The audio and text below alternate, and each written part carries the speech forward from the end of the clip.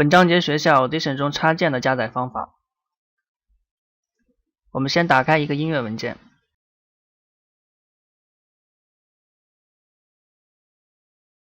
我们系统中呢预设了很多插件，那么这些插件呢都是 Audition 的插件。那么再往下我们有 VST 和 VST3， 那么这个是第三方插件。我们这里点击音频增效工具管理器，那么它也是一个插件管理器。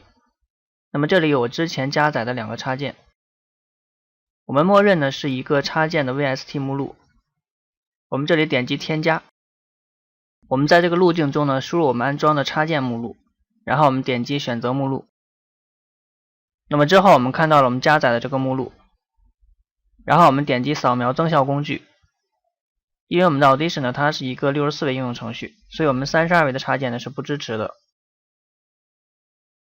那么扫描之后我们看到了我们当前的两个插件。那么加载之后我们才可以在 VST 和 VST3 中呢加载我们这个插件。那么很多专业的音频增效插件呢它的使用呢也是非常复杂的。我们这里再看一下其他的插件，我们这里加载了一个 Wave 插件，那么当前呢它也是64位的插件，版本是 9.0。那么这个插件呢它比较庞大，我们加载之后呢可以看到很多系列的插件。